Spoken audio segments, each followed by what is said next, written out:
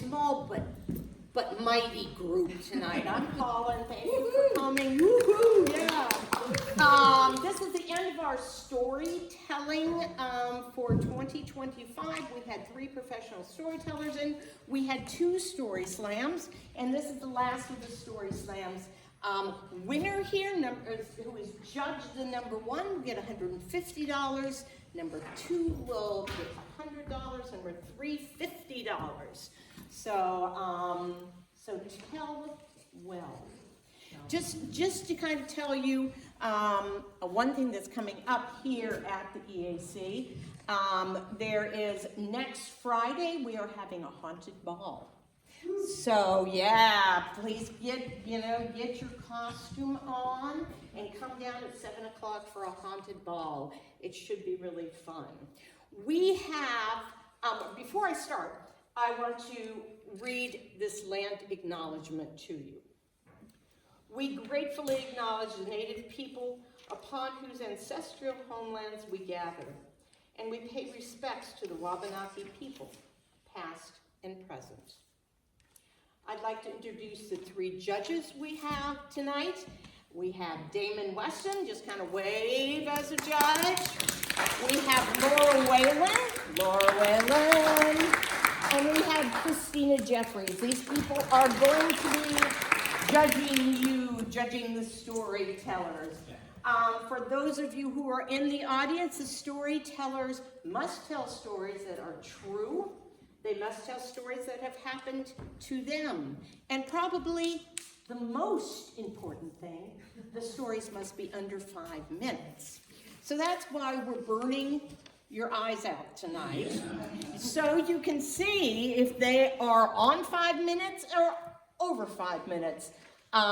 They will get a score from the judges. From that will be subtracted points. If they go over 5 minutes, 0 to 15 seconds is minus 1 point. 16 seconds to 30 seconds is minus 2 points. And 30 seconds or more, 31 seconds or more, is minus 3 points. So considering the judges will only award you 15 points in all, that could be a real problem if you go over. All right, so what we're going to do is I'm going to call people up one at a time. Our timekeeper here, which is Erin Lee, and she's going to be, as soon as you utter the first word, she'll be starting the clock. And you can keep track of it. Please do talk into the microphone. Thank you. Please do talk into the microphone, because it is kind of hard to hear sometimes, especially if you way in the back. One thing that I've been asked to ask you, is there anyone in here who does not want to be filmed? Good, okay, because we have been filming things that have taking place here at the Art Center, and often putting them up on YouTube so other people can see and maybe get excited about coming out and seeing things we have here at the Art Center. So, without further ado, we're going to start with number 1, Jon Bragdon.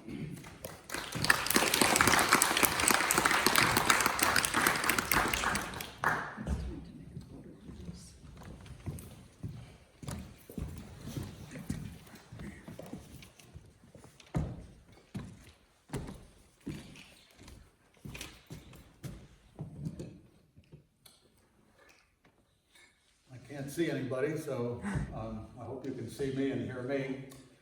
My story happened right here. By right here, I mean 2 blocks down the street at the foot of the hill at the old A&P grocery store.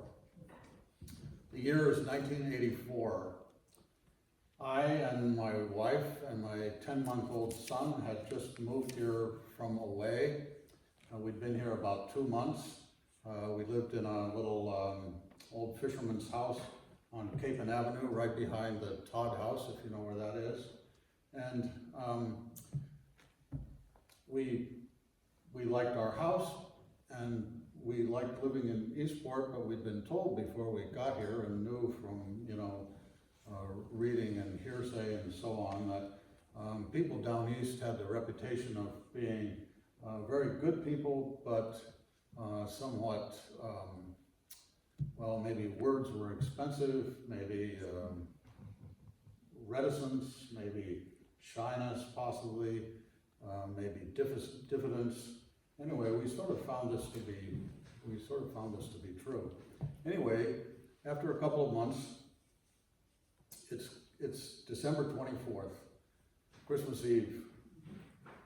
Very short day, it's dark, it's about 4:30, it's already, like nighttime outside.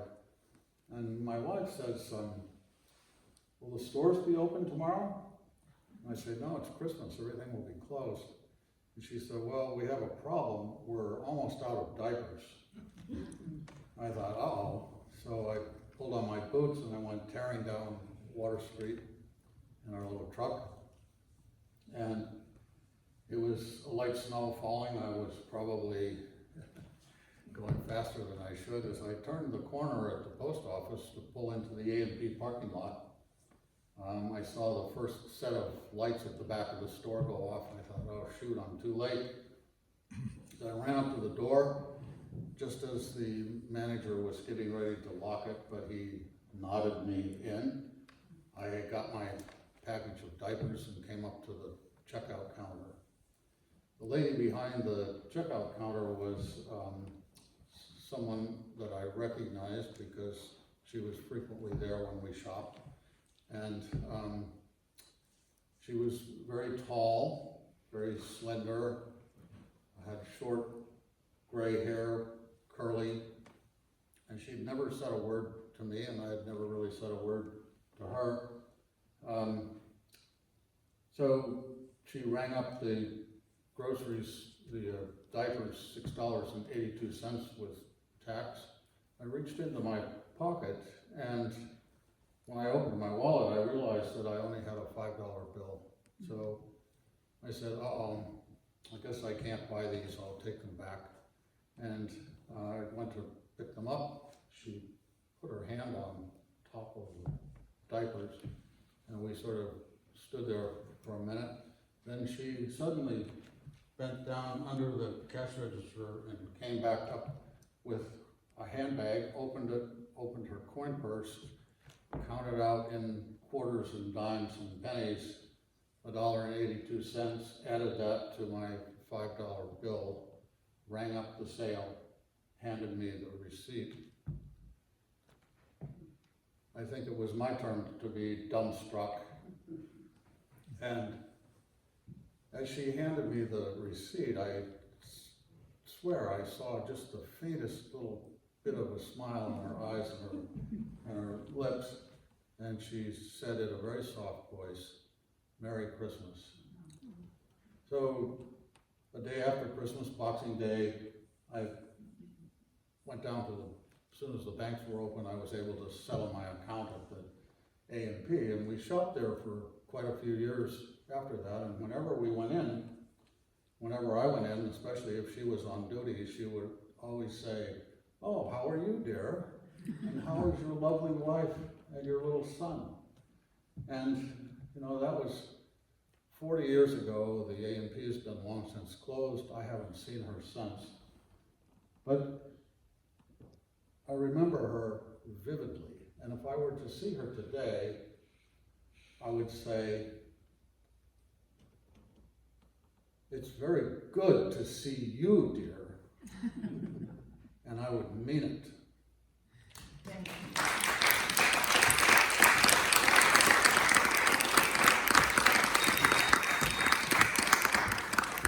Thank you, John.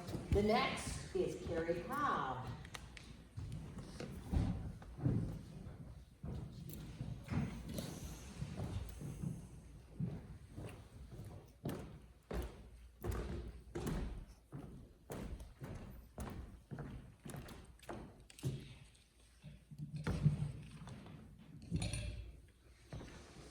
Hi, everybody. So a very under-discussed part of parenting is the amount of time and mental energy and thoughtfulness that you put into the pee and poop of another human being. And I gotta tell you, it was not what I really wanted in my life. When I look back, I think of just entire years where 20% of my energy was spent on this topic, and I'm a person that when I see a problem, I like to solve a problem. And so my solution was that I potty trained young. So I was like, we are out of diapers because this is gonna work. And so with my first daughter, Madeline, she was about 18 months or so. We had a couple notable accidents, but then we were done. And she was diaper free and things were pretty good. So when the second one came around, I was very experienced and I had a lot of the potty training accoutrements that I had saved. So the big day was about to come and I pulled out my little pink potty.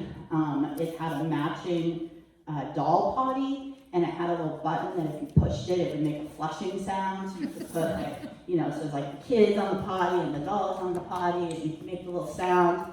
And then I had a bag of M&Ms because when you train children, one thing that makes you a good mom is if you treat them like your dogs and you give them treats. And we also had a book that also had a button where you push the button on every page and it would make a flushing sound. So we were absolutely ready. And Lucy, this is my daughter, she sits down, we go in and she's like, yes, this is exciting, there's toys. And within just a couple minutes, she was just pissed. And she did not want to do this. She was very angry about the use of M&Ms to manipulate her behavior. And very quickly it started turning into a power struggle. And I don't know if you guys have had a power struggle with a small child, but you will always lose. So I kind of went back to my corner and I fought. I went back a few times, we tried again, and things were just terrible. And I decided that Lucy was going to be the kid that would grow up and just be, those adults that walk around and poop their pants all the time. That was just the path we were headed on, and there was nothing I could do. So at the same time that this is happening, and I'm battling this, or not battling because you don't win, she had decided that she really liked changing her own diaper. And so at first it was really cute. She'd come out, she would have found the clean diaper, she would have changed her diaper, she'd come out and she'd be like, check it out. And I was like, oh yeah, that's pretty adorable. But then and you're probably guessing where this is gonna go. She decided to start changing her diaper when she had pooped, and it got really bad. And there were moments where it was in her hair, up her back, and there was this horrible time at my brother's house. I was in the bathtub trying to get it out of everything, and it was just awful. But this is what we were signed up for till she was 50, so it's just getting ready for it. So we, one night I'm just brushing my teeth, and she comes over and she just climbs up on the potty, and she just goes on the potty. And she's very little because I started early, so she's very small, and the toilet, it's not really a potty, it's a toilet, is very large, and she's gonna fall in. But I was prepared. I had a little Elmo seat, and I set it down for her, and she wanted nothing of that. She just wanted to use the toilet as it was. And then we were done. She was potty trained. So she went to a really fancy preschool. It was a Montessori or something. And so they had this open bathroom concept where they had multiple small ceramic potties. And so her next adventure was she started potty training all of her friends. And pretty soon, they were all potty trained. And so I just kind of want to sum up what happened here. So this baby, she potty trained herself, she potty trained her friends, and then she also trained her mother on the very important skill of just backing off and letting her figure it out.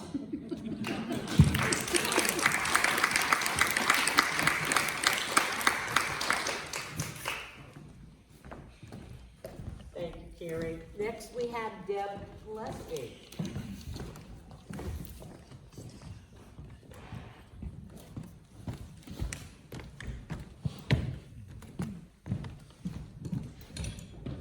Okay, we're going to take a deviation from the diapers, and we're going to go into a courting situation.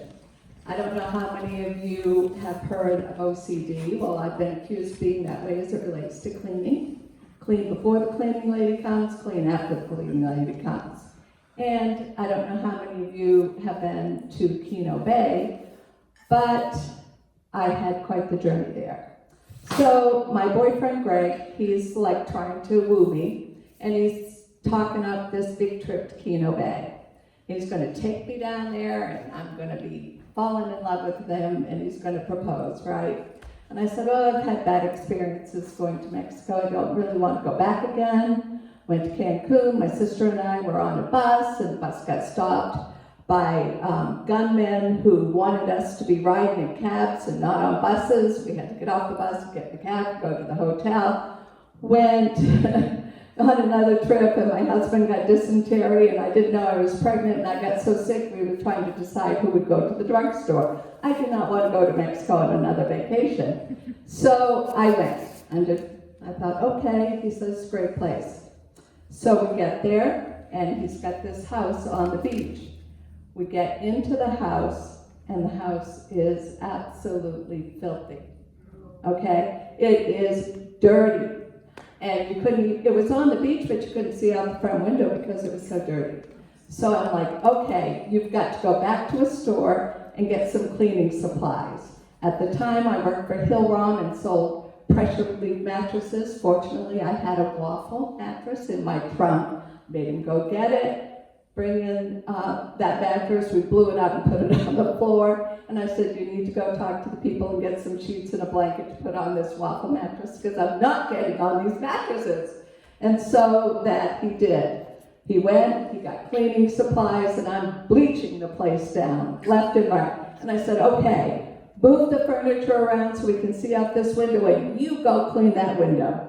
So out the door he goes. He's going to clean the window for me, right? He's already feeling it. Things are not looking too good for the proposal. He goes out the door, gets up on this ladder. It's really rickety, right?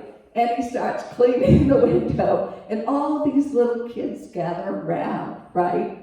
And it's little boys, and they started making fun of him. They go, men don't clean windows. Women do. What are you doing? They're laughing at him, having a heck of a time.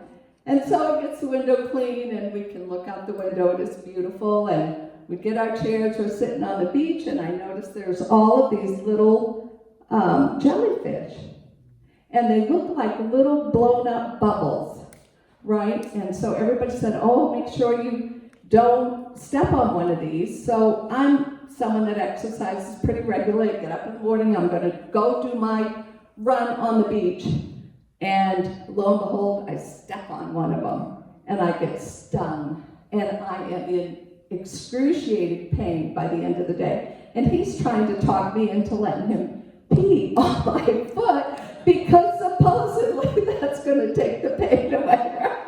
And I'm like, no, just get me out of here right now, pack the car up. So we packed the car up, and we're going back, and of course we had all of the booze we bought, because of course we're going to be drinking, right? We're enjoying a holiday, and we're getting close to the border. I'm not going to take this booze over the border and get stopped. And I said, and I don't want to litter. You need to find a trash can so we can throw it away. And he's like, no, we paid too much money for it. I don't want to throw it away. They won't search the car. I said, find a trash can. We're going to throw it away right now. And he did find a trash can. We threw it away, got across the border. I got home. We got rested, and we are engaged.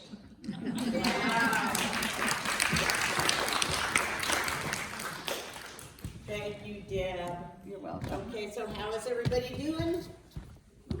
So good? Okay, I've been asked to kind of slow it down here so the judges get a little more time to figure out. They're a little slow tonight, but that'll give them a little bit more time to figure out the score.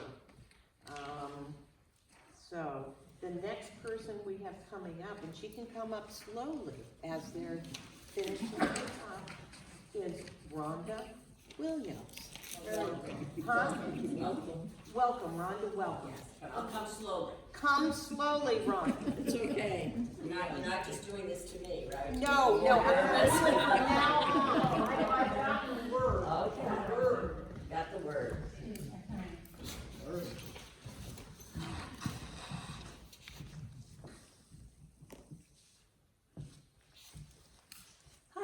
I haven't done this before, it's my first time. I'm gonna tell you a story, and the title of my story is Meet Earl Grey. It's not the tea, though I would love a cup of hot tea, please.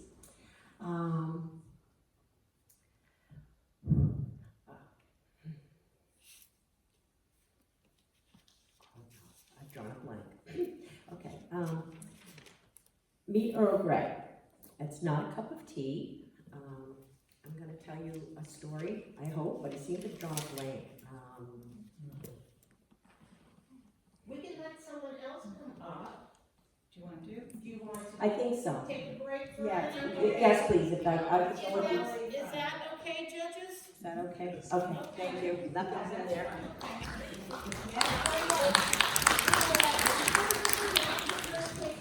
You know, take your, and then we'll put you on. We'll move. Oh, yeah. So the next person will be then Pete. Is it Blose or Blose? That's what I thought. Pete, come on down. Come on down. Price is right.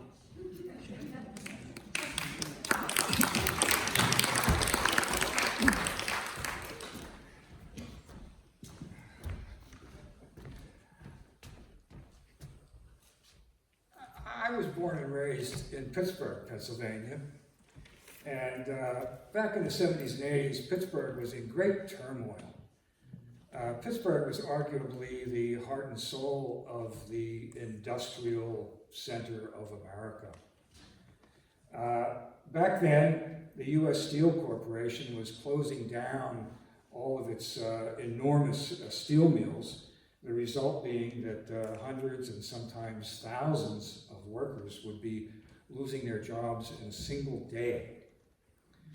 Pittsburgh was also home to Westinghouse Nuclear Corporation, the largest builder of nuclear power plants. And not far away was 3 Mile Island, and we all know what happened there. Pittsburgh was also home to Rockwell International Corporation. You may or may not know that Rockwell built most, if not all, of the nuclear warheads in this country. And lastly, Pittsburgh was home to a devout religious community that was devoutly anti-nuclear weapons. And I was in the middle of all of this, to one degree or another, in one way or another. And in the midst of all this Sturm und Drang, I never gave a thought to the idea of having a child. But I fell in love and I got married. And before too long, I had a pregnant wife. And we were both thrilled. She decided it would be a natural childbirth. We signed up for the Lamaze classes. We learned how to breathe during labor. And we also learned all the things that could go wrong with childbirth. You know, congenital heart disease, sepsis, jaundice, Downs, you name it, a long list. We also learned what to expect with childbirth. We learned that newborn infants were often crying or screaming. They were often purple, not pink. Sometimes they had a pointed head, and their eyes were closed shut.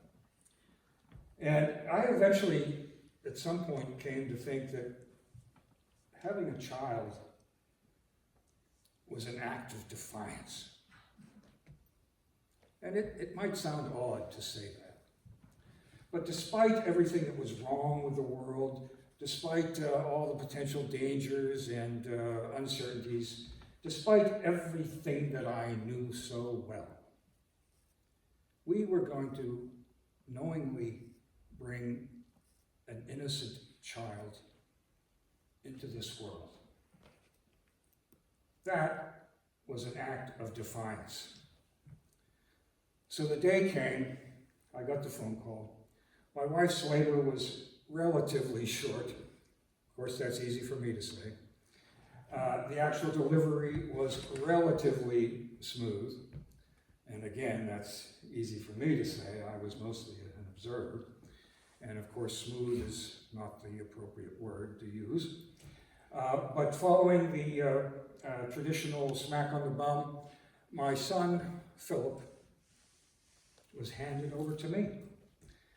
As I held him in my arms, I looked down. He was not crying or screaming. He was not purple. He was rosy pink. He did not have a pointed head.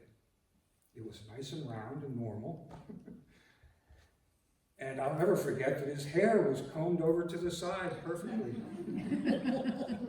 And then he opened his eyes and he looked right up at me. And I swear he looked me right in the eye for a moment or two. And then he just closed his eyes again, as if to say, okay, here we go. And here we go, we did. Philip and I together have committed wonderful, joyful acts of defiance ever since.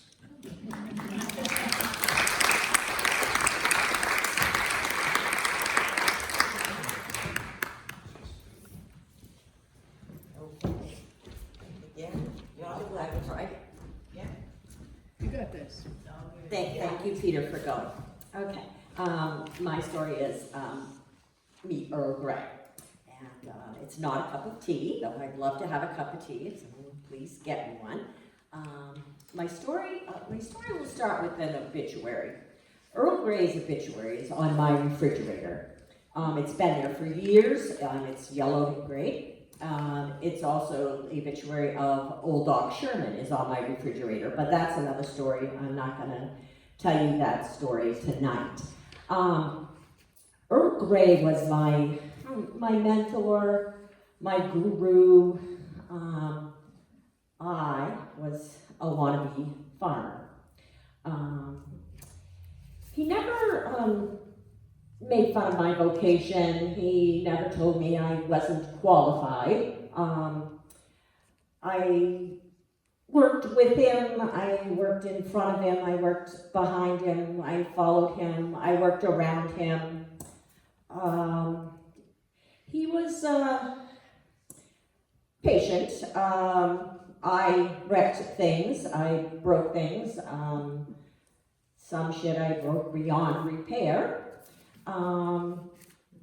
He told me, he said, keeping horses is the way to the poor farm.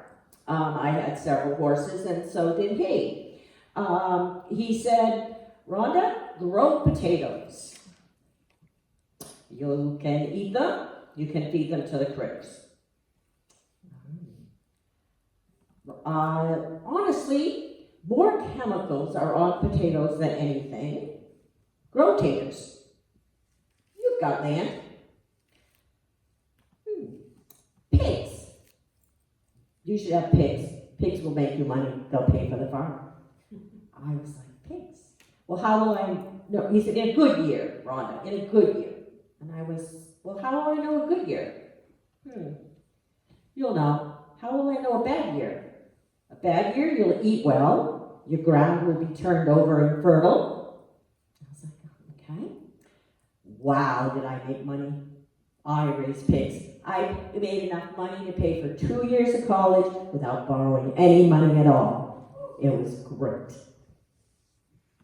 Then, I had a pig, a sow. Oh, she laid on every single pig. Flat as pancakes. I hollered loud. Do you know how much money that is? The farm animals went on eating, munching their hay. They didn't seem to care about money. I cried. I cried for the piggies. I cried for me. I cried for the bills I wasn't going to be able to pay. I got in my rickety old truck. I headed to Earl Grey's.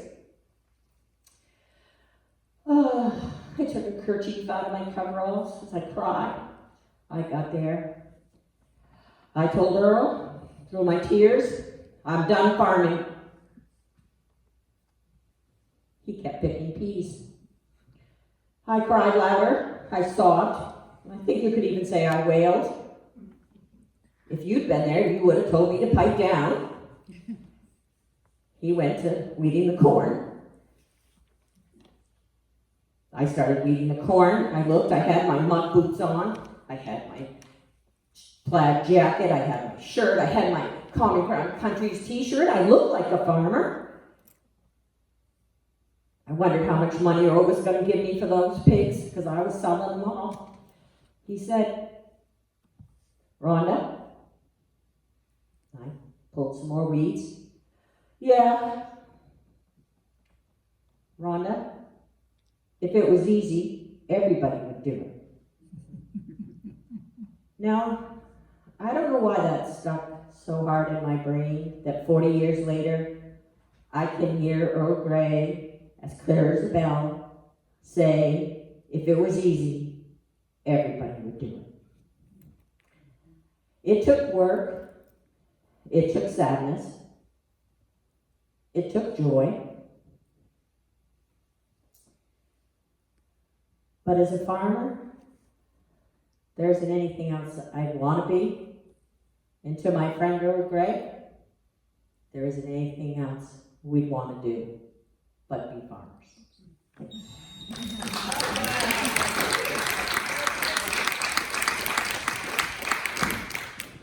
Very nice. Just at the sound of the bell. Amazing. Yeah, amazing, amazing. We have two more. I will kind of make a little, say a few remarks. We are about something that we're having up in the future. It's not going to be for a while in the future, but I do want to make mention of it. It's going to be in December, so if you aren't on our Facebook page, please get on our Facebook page. There was a wonderful poet who grew up in Calais. In fact, he was Manuela's favorite poet, Andrea Gibson. She was the poet laureate of Colorado, and she died recently. Before she died, they were filming a documentary of her. And we are going to be showing that documentary in December. We're going to be inviting anyone, any friends of Andrea's or her family to see that. We'd love to have you come and see it too. I believe it's December 12th. Huh? 6th. You're telling me 6th? Okay, December 6th. So, keep up with our Facebook page. I think it's going to be a wonderful event. You can come and see it. Okay. The next person we have is Chick Moore. And where is Chick? I'm still here. Okay. I knew you'd moved over here somewhere. I thought about leaving, but someone.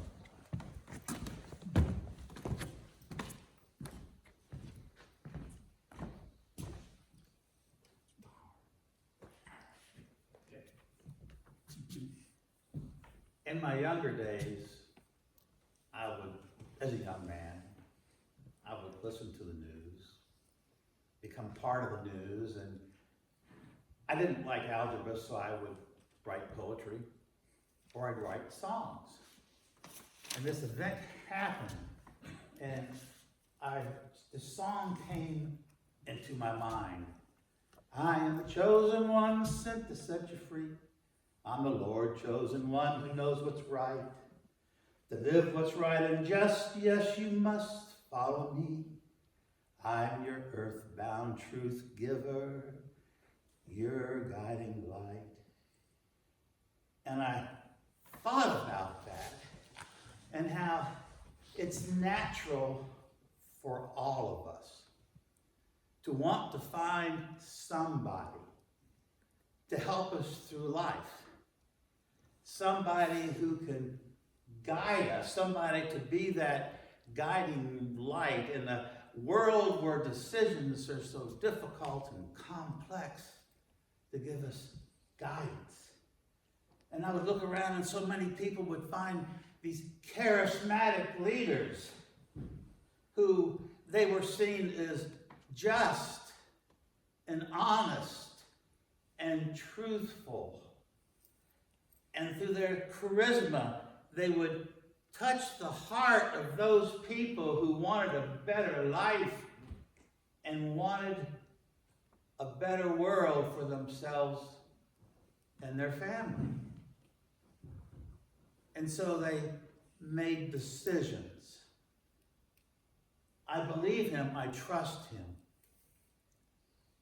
I want to follow what he says. It's going to make my life better, my family's life better. And they make this commitment. And you all want to make this commitment. You want your life to be as proper and correct and as joyful and as perfect as it can be, but we all know we don't really have that capability ourselves. And so decisions are made that I need to believe him. I do believe him. I trust him. I will follow him. What he tells me is correct, and there are times, yes, I'll have to obey him. Because I know I have made my decision that his world needs to be my world. And so they lined up and listened to him because they trusted him and they believed him. And he told them how things had changed and they had to do something to protect what they believed in and to line up, and 918 lined up and took the Kool-Aid, one cup after the other. 300 children out of the 918 because they trusted, they believed, and they wanted it to be true. Now, my song had a second part to it, explaining why people think they're the chosen one. The thought came to me that, yes, I am the man. No, it was a voice that came to me and said, yes, you're the man. No, what it was, the Lord came down to me and said that you are the man sent here to set my people free. And my advice to you all, if you ever hear anybody talking like that, fear him and go elsewhere. Thank you. That was a little unusual. But we need unusual occasionally. Thank you, Chick. Okay, we only have one more. Is everybody enjoying Storytellers? Yeah, okay. Please look for the Storytellers next year. I beg your pardon? What's amazing is how much better the storytellers are getting from doing their stories. It's really evident. It really is. We've been really doing this is. now for 2 years, and we would Yeah. really like to make Eastport kind of a center for storytelling. Both the people within Eastport and the people by telling themselves and by bringing people into the Eastport Arts Center. I do want to tell you that the storytellers haven't been brought to you only by the Eastport Arts Center. We actually have two partners in this telling. One of them is the Quoddy Tides, and the Quoddy Tides has been wonderful to give us free publicity and to talk about, the storyteller. And the other one is the Sipayik Museum, and at least this year, we have had 2 Native American professional storytellers who have been wonderful. So, we try to do that every year. So please watch for this every year. Our next and final storyteller is J.D. Brule.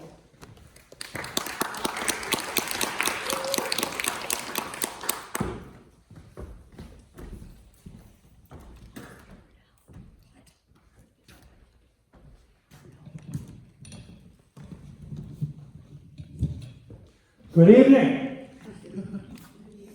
I'm going to tell you a guy's story. You've heard all kinds of stories tonight, but I don't think you've actually heard a guy's story. Now let me start by pointing out, I'm a guy. I think there's a few others out there too.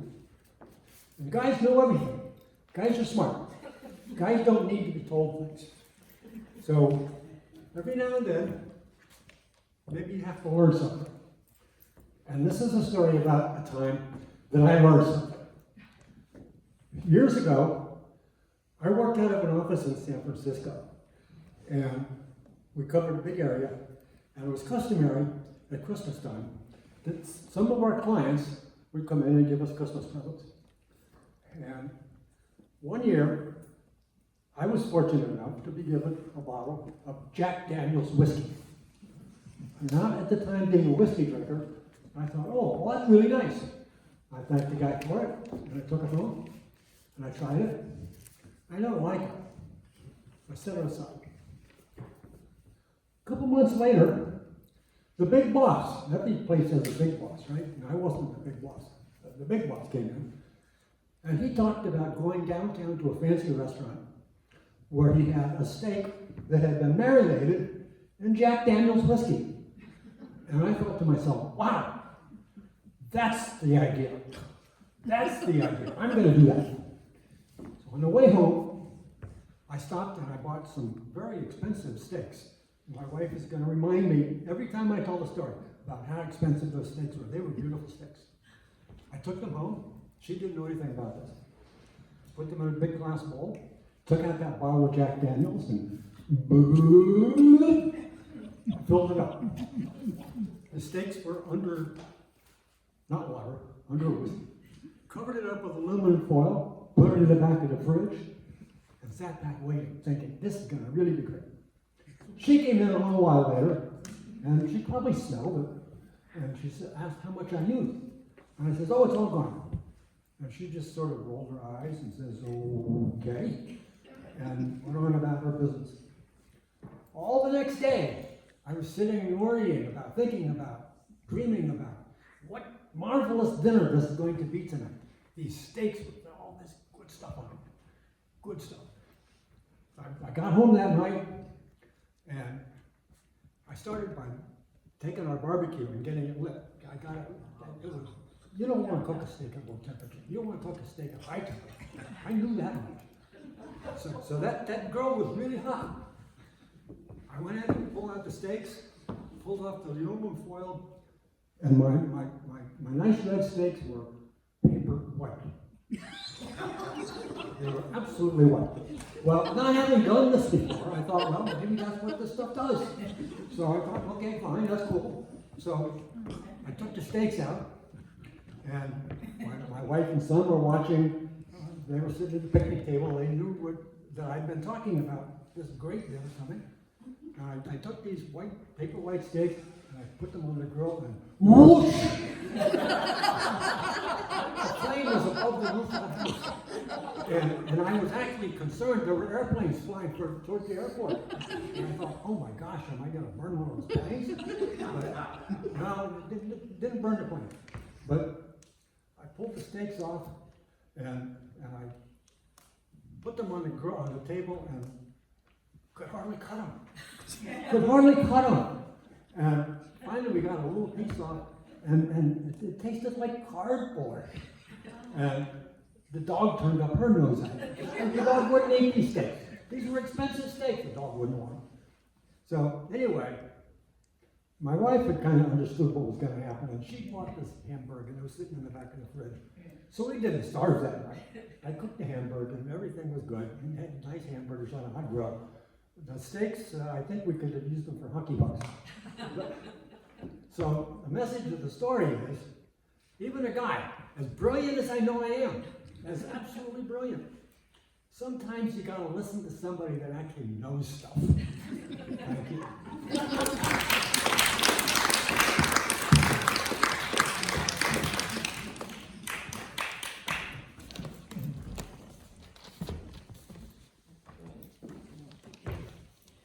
Tell a story.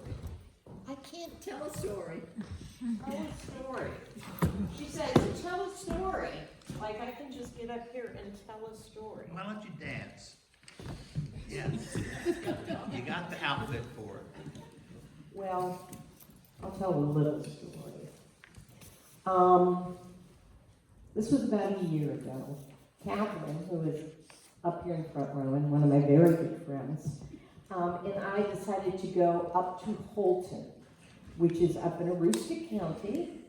And we went up there, I think it was to take a piece of furniture up to get refinished. But only Catherine said, she knew I wrote sometimes for the Quoddy Tides and wrote some travel stories. She said, I got a place that we can go for a travel story. I said, okay.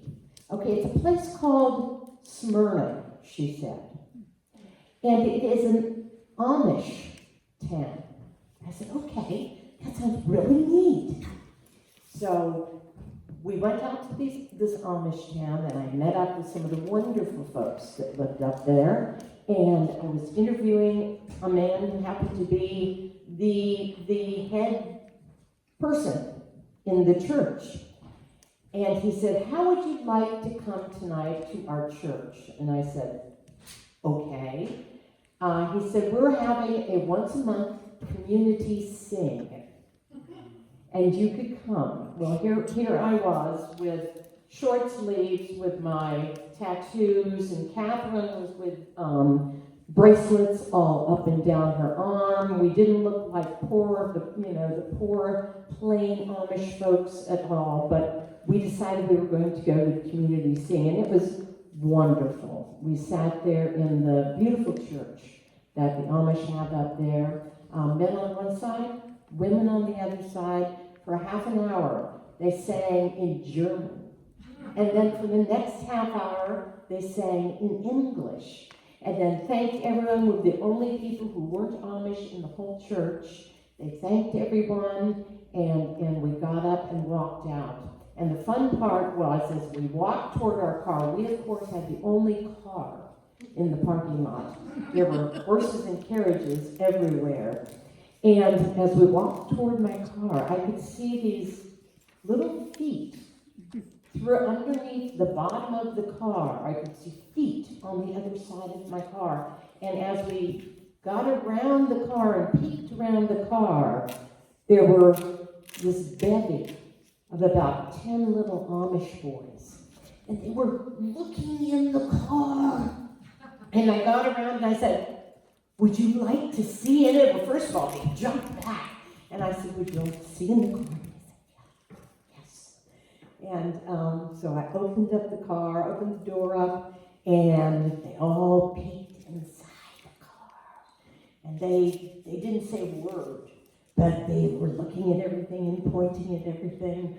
And then Catherine and I finally got in the car and drove away and looked, and all up on the second floor of the church were all the Amish men looking at us kind of disapprovingly. Obviously, we had shown them the way of the modern world. But that was my story. So, oh no, please, that was a bad story. So how are we as far as the totals? We are ready. We are ready. Good job. So if you want these. Okay, let me get down here. In reverse order. Oh, you wrote them on there. Okay, this is reverse order, okay.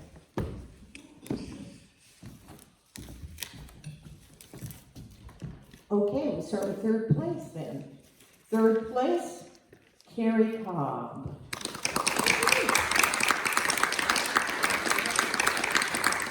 Nice job, Carrie. Now we know about how to potty train babies. Very nice. Thank you. Second place, Pete Blose.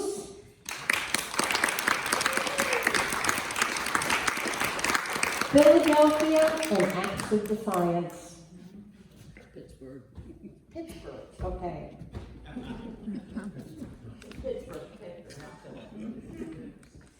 and first place for this story slam from Lubeck, J.D. Rule. And thank you all for coming tonight. It's been wonderful. Thank you. Thanks to judges. Thank the judges. Thank you to the judges. Thank you to the scorekeepers. Thank you to the timekeepers. Thank you.